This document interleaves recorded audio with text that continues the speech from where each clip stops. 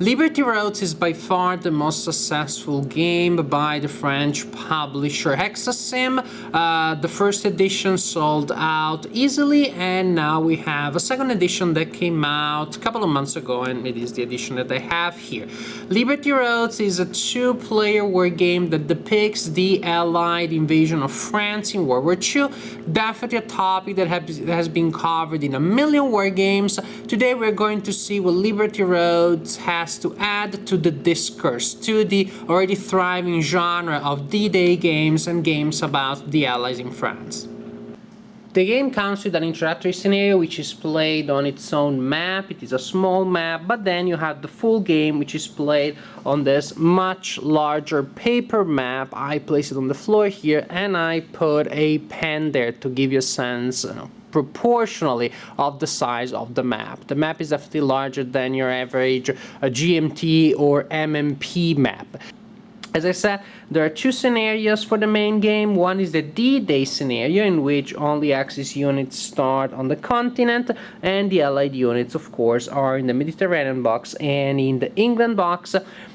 It lasts 9 turns, at the end of which the Allied player should have completed at least some of his objectives. This is the cool thing, that in this scenario the Allied player can choose the objectives that he wants to accomplish from a list.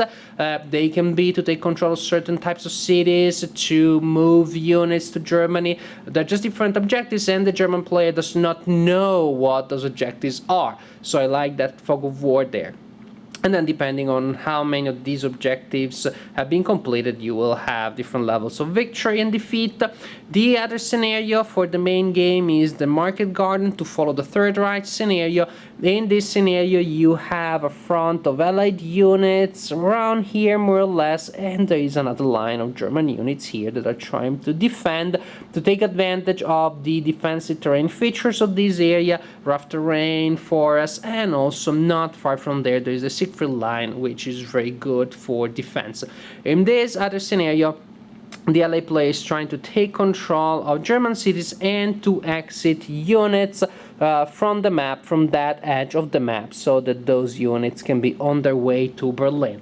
The goal for the Axis player in this scenario, again, is to prevent the Allied player from accomplishing his goals.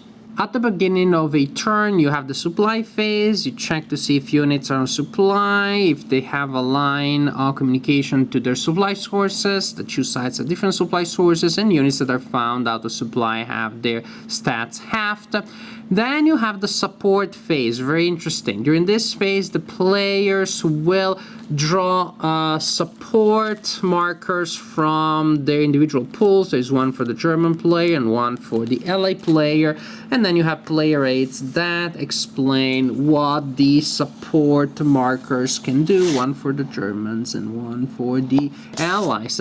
And these supports can be spent to have different types of benefits, to make your attack stronger, to hinder the movement of the opponent, to have different types of effects that can be played, in fact, in different moments during the turn. You can also spend supports as generic resources without necessarily caring about what the support represents per se. For example, you can spend supports to keep other supports on the board. Yes, from a turn to the other, you must remove the support markers that you placed there in previous turns, unless you're spending supports as generic resources to keep previously placed support markers on the board. Another way in which you can spend your supports is to move the Pluto marker. Very interesting concept. The Pluto marker is something controlled by the Allied player. It represents the focus of operation of the Allied player. This is very important. It is an abstract concept, so that marker can be played on any axis on the map, even on enemy axis, because it is not a physical thing. It represents the organization that the Allies are trying to create in the surrounding areas. So there are some support markers that have a P printed on them, and those markers can only be played in range of a Pluto marker, for example, in this case, in range of 3 axes from that Pluto marker. Those are usually good markers, so that means that you need to plan ahead to be able to use them, where you need to use them, and you can spend support markers as generic resources, ignoring the effect, just to be able to move the Pluto marker, that is to reorganize your your administrative and logistic structures so that certain supports and certain resources can be directed towards a certain area. And the players will use different procedures to determine the number of support markers that they receive each turn.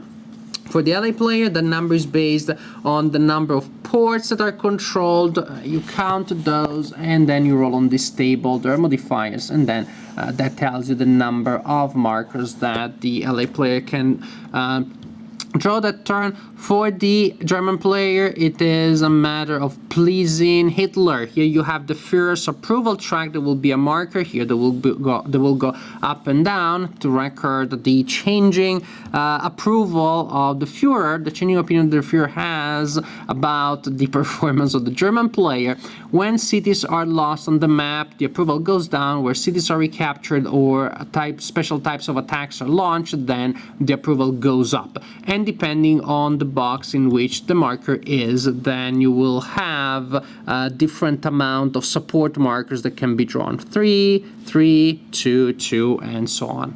Movement phase. You have different types of movements, not all available to both players. For example, naval movement is available only to the ally player, and that movement allows to move units from the England box or the Mediterranean box to the continent, or from one box to the other. You have regular movement, which of course just means that all units can move up to the movement allowance, the number at the bottom right of each counter, and that allowance will be modified by terrain.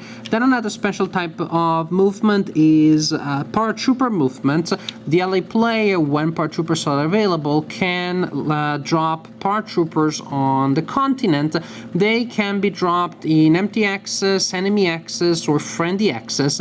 Depending on the type of terrain, there's a different chance that the unit will survive. You have to roll on a table, and of course landing on enemies reduces the chances of survival for the unit considerably.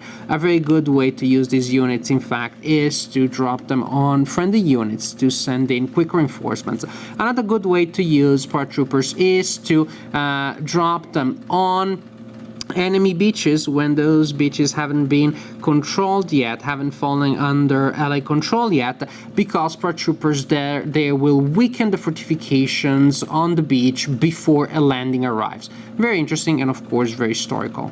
After movement, combat is resolved between groups of attacking units and single hexes of the opponent, of target units.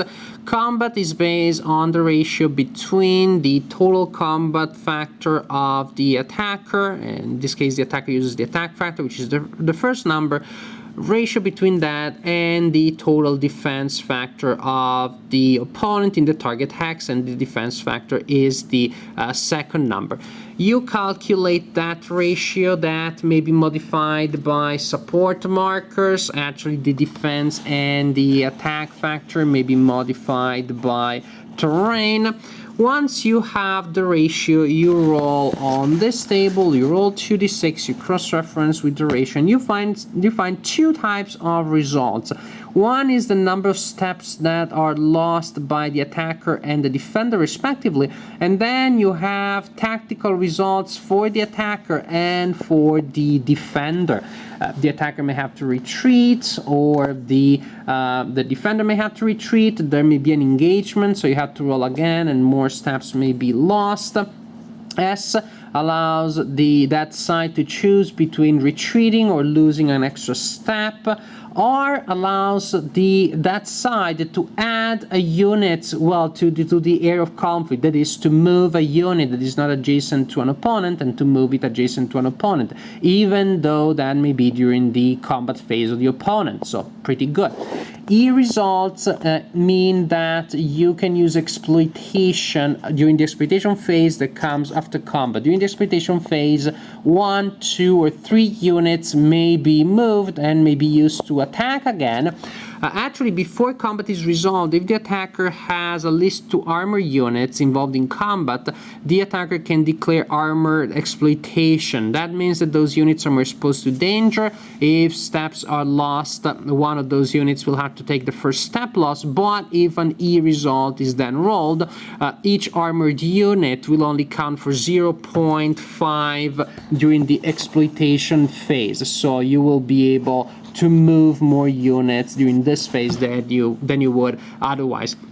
Another possible modifiers is if you have elite units have that symbol there, the medal. If you have such units and you decide to use the elite bonus, then that unit will allow you to modify the result slightly after the result is rolled, but again, that unit is exposed to danger, so that unit will have to take a step loss if step losses are assigned.